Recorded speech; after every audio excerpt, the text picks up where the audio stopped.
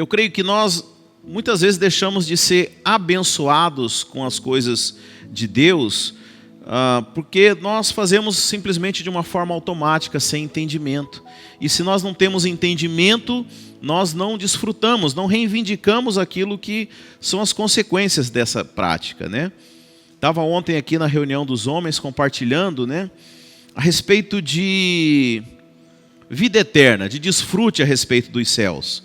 E eu compartilhei com os irmãos, não é a palavra, estou fazendo uma introdução aqui, que um entendimento que mudou completamente a minha vida foi entender que as promessas do céu, né, quando nós aceitamos a Cristo, né, é com vista aos céus, mudou completamente a minha vida quando eu entendi que o céu não começava o dia que eu morresse, mas o céu começava o dia em que eu nasci de novo.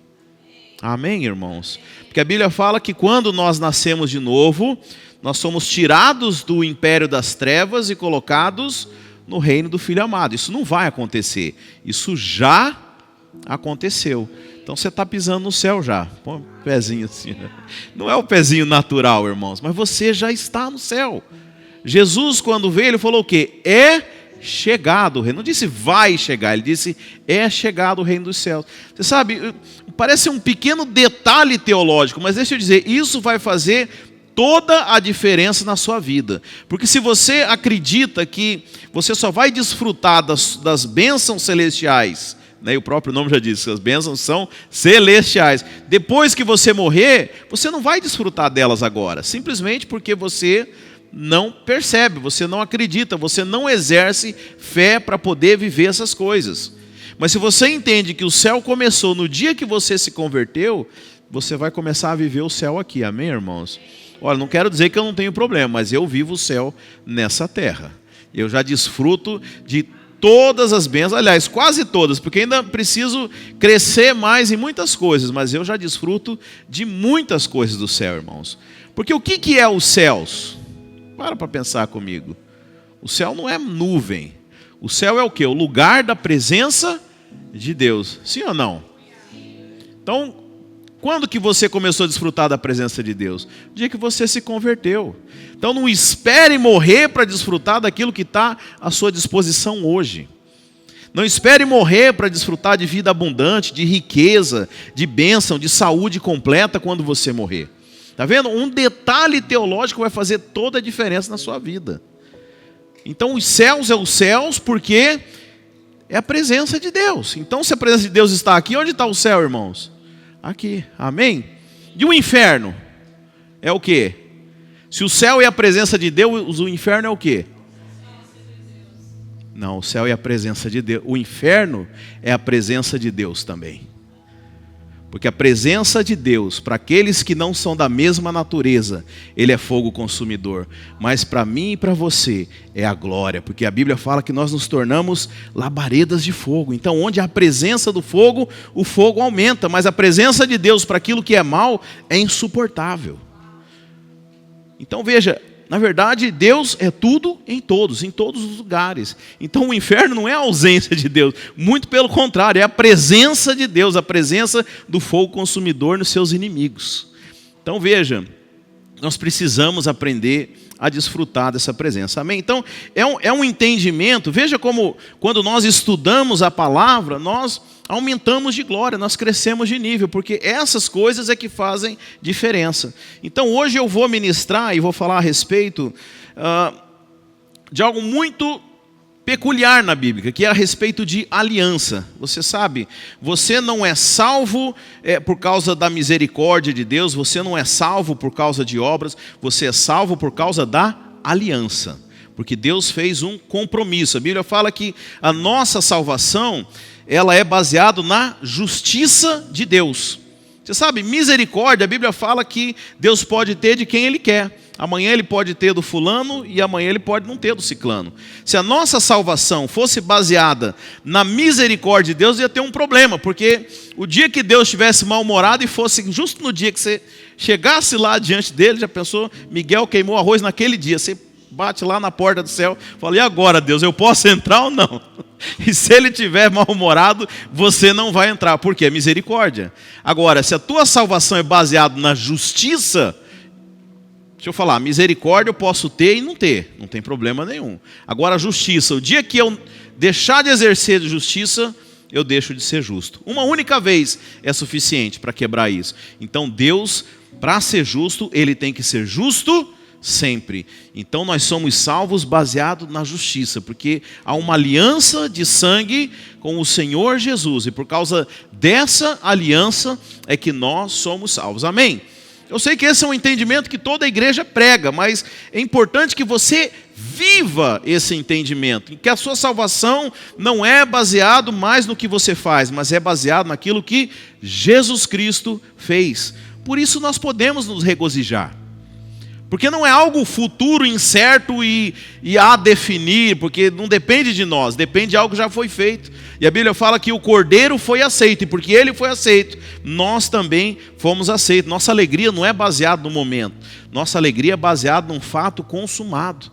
Por isso nós temos confiança e podemos celebrar diante de Deus, porque o nosso destino já foi definido pela cruz de Cristo. Amém, meus irmãos? Então, projeta para mim aí, Dedé, o QR Code. Se você quiser acompanhar os textos que eu vou falar aqui, você pode acompanhar na sua Bíblia, é claro. Mas se você quiser acompanhar já direto no seu celular, eu já separei todos os... Não, é um outro que são 3 QR Codes. Esse também está valendo. Isso, também. Se você quiser fazer... É sempre o mesmo link, tá? Se você quiser deixar salvo no seu celular... Todos os versículos que eu vou mencionar aqui estão mais fáceis para você achar, mas é claro, você fica à vontade se você quiser olhar na sua Bíblia aí, né? Então eu vou começar lá em Gênesis 14, 18, que é Abraão, né? Falando a respeito da ceia. Então diz assim: Melquisedeque, rei de Salém, trouxe pão e vinho. Amém? O que nós vamos comer aqui daqui a pouco? Pão e vinho. Era sacerdote do Deus Altíssimo. Abençoou ele Abraão e disse: Bendito seja Abraão pelo Deus Altíssimo, que possui os céus e a terra, e bendito seja o Deus Altíssimo, que entregou os teus adversários nas tuas mãos. E de tudo lhe deu Abraão o dízimo. Você sabe, por muito tempo, irmãos, eu acho que o autor da Bíblia aqui não tinha onde colocar essa frase, né? Abraão deu dízimo, e pegou, achou lá no final, vou colocar aqui, porque não tinha muita relação, né? Está dizendo que Melquisedeque veio, trouxe o pão e o vinho, e tal, e beleza, ficou legal o texto, aí no final, e Abraão deu dízimo. Mas qual que é a correlação de uma coisa com outra, né? E aí, foi isso que Deus veio trabalhar no meu entendimento. Você sabe, a oferta, o dízimo, a contribuição, ela é, na verdade, um selo de aliança. Abre lá, no último texto agora, que está aí nessa relação que eu coloquei, em Filipenses 4, 15. Olha o que o apóstolo Paulo está escrevendo para os irmãos lá de Filipe. Filipenses 4,15. E sabei também vós, ó Filipenses, que no início do Evangelho, quando parti da Macedônia, nenhuma igreja se associou comigo no tocante a dar e receber, senão unicamente a vós outros. Então veja, ele está falando aqui com os crentes lá de Filipe, e dizendo: olha, lá quando eu comecei o meu ministério, nenhuma igreja se associou comigo no tocante a dar e receber, senão vocês. E você sabe, Deus abriu meu entendimento com esse texto. Aqui está dizendo que os filipenses mandaram uma oferta para o apóstolo Paulo. Mas olha o que o apóstolo Paulo fala: nenhuma igreja se associou. Os irmãos estão entendendo? Não está dizendo nenhuma igreja enviou dinheiro para mim e aqui eu usei como... Não, você quando oferta, você está se associando com aquela pessoa que está recebendo a oferta. Eu quero dizer, eu falei que o entendimento é muito importante, irmãos. Nós contribuímos com o pastor Simon lá no Paquistão. Você não está enviando uma oferta, você está se associando com a pregação do evangelho no Paquistão, irmãos. É muito mais do que aquilo que nós imaginamos. Então, quando o ofertante, ele está fazendo, na verdade, uma aliança. Você está se associando com quem você está entregando a oferta. E aí, deixa eu dizer uma coisa. Tem uma coisa que é muito importante aqui. Quando a pessoa vai receber uma oferta, ela está dizendo o quê? Eu aceito me associar com você. Agora vamos voltar no texto lá de Abraão. Eu estou fazendo confusão ou não, irmãos? Vamos voltar lá no texto de Abraão, então. Melquisedeque traz o pão e o vinho. Porque você sabe, é sempre Deus quem começa. É sempre Deus que é o iniciador de todas as coisas. Você não veio até Deus por escolha sua. A Bíblia fala, não fostes vós que escolhestes a mim. Eu vos escolhi a vós. Mas a resposta de Abraão está dizendo o quê? Eu aceito a sua oferta. Agora, se você aceita a minha oferta, nós fizemos uma aliança. Amém? Quando uma pessoa ia fazer uma oferta diante de Deus, você sabe, né? No Velho Testamento, ele pegava um cordeiro sem defeito nenhum, de acordo com aquilo que a lei mandava, levava diante do sacerdote. O que o sacerdote fazia? Ele examinava esse cordeiro. Por quê? Se o sacerdote aceitasse aquela oferta, ele estava dizendo o quê? A partir de agora, você está perdoado. Então, o ato da oferta, o ato de contribuir, deixa eu dizer, não é um ato unilateral. Mas ele é um ato de duas pessoas. Tem o que entrega, mas tem aquele que recebe. Por quê? No que você aceitar, você está fazendo uma aliança com aquele que está entregando. Olha lá, eu coloquei Jacó, Gênesis 32, né? Aqui fala que Jacó havia, você sabe a história de Jacó, ele havia roubado a primogenitura do seu irmão. E aí o seu irmão vai para a terra de... Eles se separam, né? Eles ficam distantes. E depois de muito tempo, Jacó fica sabendo que o seu irmão está vindo de encontro dele. E Jacó se desespera, porque fala o quê? Ai, agora o meu pecado me achou. Agora ele vai querer me destruir. Né? E aí o que Jacó faz? Né? Vamos pular direto lá para o verso 20. Né? Ele pega e começa a mandar... Né? Não, vamos lá no começo mesmo. E tendo passado ali aquela noite, separou do que tinha um presente para o seu irmão Esaú. 200 cabras e 20 bodes, 200 ovelhas e 20 carneiros, 30 camelas de leite com suas crias, 40 vacas e 10 touros, 20 jumentas e 10 jumentinhos. Entregou nas mãos dos seus servos cada rebanho à parte, e disse aos servos, passai adiante de mim e deixai espaço entre rebanho e rebanho. Eu vou resumir aqui. E para entregar para o seu irmão. Porque se o seu irmão aceitasse a sua oferta, o que ele estava dizendo? Eu faço uma aliança com você, eu desisto, eu não sou mais seu inimigo, agora eu sou o seu aliado, eu tenho uma aliança com você. Você sabe, foi isso que aconteceu na cruz, na verdade. Quando Jesus ele é entregue como oferta, e a Bíblia fala que ele é a propiciação pelos nossos pecados. Amém? Vamos entender aqui, nós éramos Jacó, nós estávamos cheios de pecado, cheios de problema. A Bíblia fala que nós éramos inimigos de Deus, mas aí vai lá o cordeiro perfeito, o cordeiro de Deus, que é Cristo Jesus, ele é entregue, e aí Deus chega diante, e aí Deus, quando ele aceita o cordeiro, é nesse momento que nós somos salvos, porque quando ele aceita a nossa oferta, ele está dizendo o quê? Ok, eu aceito me aliançar com você. Então primeiro ele mesmo deu, olha como Deus é perfeito, irmãos, porque, veja, nós não temos nada para dar diante de Deus, né? Mas aí Deus, a Bíblia fala que Deus amou o mundo de tal maneira que ele deu o seu filho. Então ele entregou para nós. Agora, como que uma aliança é selada? Deus entrega, agora nós também entregamos. E aí Deus, quando ele aceita, essa aliança está selada. Então toda oferta que nós fazemos, é claro que a oferta da salvação é o Cordeiro perfeito, que é Jesus Cristo. Isso homem nenhum é capaz de poder ofertar. Por isso que o próprio Deus é quem providenciou essa oferta para nós. Mas toda vez que nós ofertamos, seja para Deus, seja para a igreja, seja na vida de qualquer pessoa, você está o quê? Fazendo uma aliança com ela, desde que ela aceite essa oferta. Porque ela pode recusar. Sabia disso? Eu tinha um tempo, quando eu comecei o ministério, eu tinha vergonha de recusar. Aí tinha uns irmãos que usavam uma camisa até fazer uns furos assim, aí doava para a igreja. O pastor, olha aqui, ó, só faz umas 2 costurinhas aqui, tá ótima essa camisa, para poder doar. Hoje eu já fiquei esperto, eu já não aceito qualquer doação não. Porque quando você doa, você está o quê? Aceitando, você está validando aquela oferta. Então isso é extremamente importante, esse entendimento. Então, todas as vezes que nós vamos ofertar, irmãos, precisa alguém do outro lado estar ali para receber. Então, esse foi o entendimento. Por quê? Como o apóstolo Paulo disse lá em Filipenses, quando você oferta e essa pessoa aceita, você se associou com ela, você fez uma aliança, você passou a ser um só com essa pessoa diante de Deus. Então veja, quando Melquisedeque, lá no livro de Hebreus, vai dizer que Melquisedeque é o próprio Senhor Jesus, né? Sem começo de dias, né? Porque esse Jesus que nasceu no ano 0, né, é o Jesus em forma humana.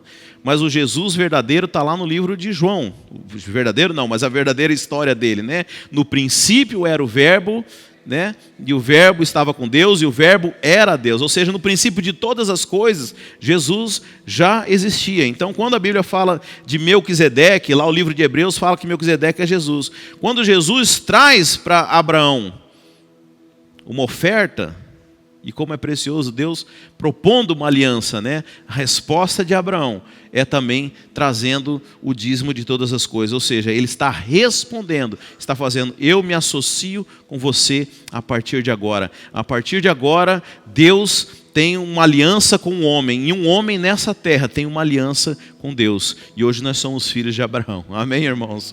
Glória a Deus. Jacó, quando ele tem, lá em Gênesis 28:16, quando ele tem a imagem, né, do céu, e a Bíblia fala que ele pega no sono, e aí ele tem uma imagem, né, de uma escada onde anjos subiam e desciam, né? Gênesis 28:16. Despertando Jacó do seu sono, disse: na verdade o Senhor está neste lugar e eu não sabia. E temendo disse: quão temível esse lugar! É a casa de Deus. É a primeira vez que você vai ver a menção dessa palavra, casa de Deus, Belém, né? A porta dos céus. E tendo se levantado Jacó cedo de madrugada, tomou a pedra que havia posto por travesseiro e erigiu em coluna cujo sobre o monte entornou azeite. Ou seja, ele entregou uma oferta ao Senhor, porque a partir do momento ele entendeu que o Senhor queria fazer uma aliança com ele. Todas as vezes que Deus propor uma aliança, todas as vezes que receber uma promessa, uma palavra, você precisa dar uma resposta. E essa resposta é o que sela a aliança. Quando a pessoa que recebe a oferta do ofertante, ela aceita, ela está dizendo em outras palavras: eu aceito fazer essa aliança com você. Então, muito mais, irmãos, eu sei que a gente acaba transformando todas as coisas espirituais em práticas naturais, às vezes sem revelação, né? E infelizmente, muitas vezes a gente reduz a oferta, a contribuição a algo natural, né? Não, porque de fato existem coisas naturais envolvidas, como pagar um aluguel, pagar a conta de luz, pagar as coisas, mas mais do que isso, isso é um ato de aliança. Você está se associando com aquilo que Deus está fazendo. Amém, meus irmãos? E quando nós nos associamos com Deus, né, quando alguém fazia uma aliança no Velho Testamento, o que isso significava? Dizer que os meus inimigos agora são os seus inimigos. Tudo que é meu agora é teu. Você tem noção do que é isso? Quando você faz uma aliança com Deus, você está dizendo que agora os meus problemas são do Senhor. Aquilo que é do Senhor agora é meu. Sabe, nós precisamos ter esse entendimento, irmãos. Precisamos ser. Eu já sei que nós somos um povo de aliança, mas talvez você não sabia que a sua oferta é uma expressão dessa aliança. Quando Paulo fala que Filipenses, quando entregaram a oferta, eles estavam se associando com ele. Mas tem mais um detalhe. Lá em Filipenses 4, Paulo fala: e sabeis também vós, Filipenses, que no início do Evangelho, quando parti da Macedônia, nenhuma igreja se associou comigo no tocante a dar e receber. Os irmãos estão lendo aí? Acha aí, irmão, acha aí. Filipenses 4,15. E sabeis também vós, ó Filipenses, que no início do Evangelho, quando partir da Macedônia, nenhuma igreja se associou comigo no tocante a... Vamos lá, irmãos, o que está aí? Dar e receber. Você não se associa apenas quando você dá, mas quando você dá, tudo aquilo que ele recebe também é seu. Quando você investe num missionário, todas as vidas que ele recebe para Cristo, você também está recebendo. Porque o dar, ele não é único. E como eu falei, por isso que aquele que recebe tem que pensar bem, porque ele está fazendo uma aliança com você. Mas uma vez que ele aceita aquela oferta, tudo aquilo que ele recebe é seu também. Amém, meus irmãos? Glória a Deus. Então, por conta dessa revelação que eu estou compartilhando com os irmãos, né? Nós decidimos fazer isso agora. Toda oferta, né, quando você vier aqui, os líderes vão estar aqui e vão estar te abençoando, simbolicamente, recebendo aquilo e confirmando essa aliança que nós temos, como irmãos uns pelos outros, mas também com o privilégio de nós nos associarmos com a igreja do Senhor, com o projeto de Deus para os nossos dias, não somente quanto ao dar, mas quanto ao receber também. Amém, meus irmãos? Glória a Deus. Fica de pé, nós vamos tomar a ceia e somente hoje nós vamos fazer essa oferta depois. Mas foi bem a calhar, né? Porque nesse texto de Gênesis, a Bíblia fala que Melquisedeque primeiro ele entrega o pão e o vinho e depois Abraão confirma essa aliança, trazendo o dízimo. Então que você possa ter esse entendimento. Talvez você já tenha um entendimento de dar. Eu já tinha um entendimento a respeito de dar. Mas Deus ampliou minha revelação para entender que isso não é simplesmente uma contribuição, é uma aliança. E a decorrência disso, eu vou dizer na minha vida, 2 coisas que mudaram com relação a isso. Você faz se você quiser. Vai precisar de mais. Amém. Glória a Deus. Amém. 2 coisas que mudaram na minha vida depois que eu entendi isso. Primeiro, eu nunca mais deixei de ofertar na vida de um homem de Deus. Porque eu posso não ir lá no Paquistão, eu posso não ir lá em Bangladesh, eu posso não ir no Japão, fisicamente. Mas eu posso me associar com aqueles que estão lá. E a Bíblia fala que o crédito que eles recebem, eu vou receber também. Então essa foi a minha primeira decisão. Não só homem de Deus, onde eu for, fui na nossa igreja lá em Seattle, eu não vou perder a oportunidade de me associar com eles. Vou na nossa igreja lá em Washington, eu não vou perder a oportunidade. Aonde eu puder ir e fazer alianças, né, e me associar, eu não vou mais desperdiçar essa oportunidade. Os irmãos entendem que em momento nenhum eu estou falando de valor, né? Amém? Não estou falando de valor, irmãos. Não é o quanto você dá. A maior oferta que está registrada na Bíblia foram 2 moedinhas de prata. E aí, irmão, você não tem como falar, o pastor está discriminando, porque todo mundo alguma coisa tem. Não estou falando de valores altos e baixos, cada um sabe, né? Mas ninguém pode falar que não tem também, irmãos. Porque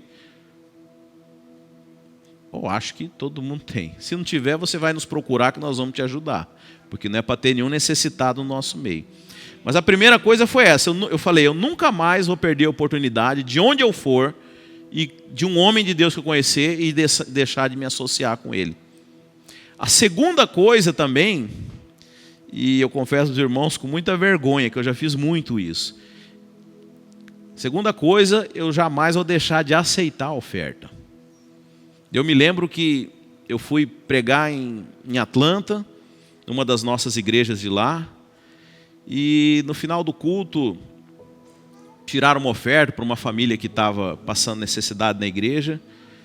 E aí depois, indo embora, o pastor me deu uma oferta por ter ido pregar lá. Eu peguei toda a oferta que ele me deu, falei, não, toque e dá para essa família. Ou seja, irmãos, hoje eu sinto tanta vergonha disso, porque é como se eu falar, não, eu não quero a sua bênção. Tipo, eu me recuso de fazer uma aliança com você, eu não aceito a sua oferta. Isso é muito feio, irmãos. Nós deveríamos aprender a ofertar e a receber oferta. Então foi outra coisa que eu aprendi depois disso. Eu sempre vou aceitar a oferta, porque quando você aceita a oferta, você está aceitando o ofertante. Está entendendo? Eu acho que a gente devia fazer isso na vida uns dos outros, irmãos. Chegar do nada, já pensou surpreender esse irmão? Está aqui uma oferta. Obrigado, irmão, eu aceito. Ou seja, eu tenho uma aliança com você. Né? Eu acho que nós tínhamos, você sabe, nós somos um povo muito nobre. E uma das características da nobreza é a generosidade. Sabe, eu creio que Deus se alegra disso, irmãos. E então a oferta é essa expressão, irmãos. É a expressão de aceitação. A oferta é o ofertante querendo se aliançar, mas é quem recebe também, aceitando e selando essa aliança. Amém, meus irmãos? Glória a Deus. Feche os seus olhos.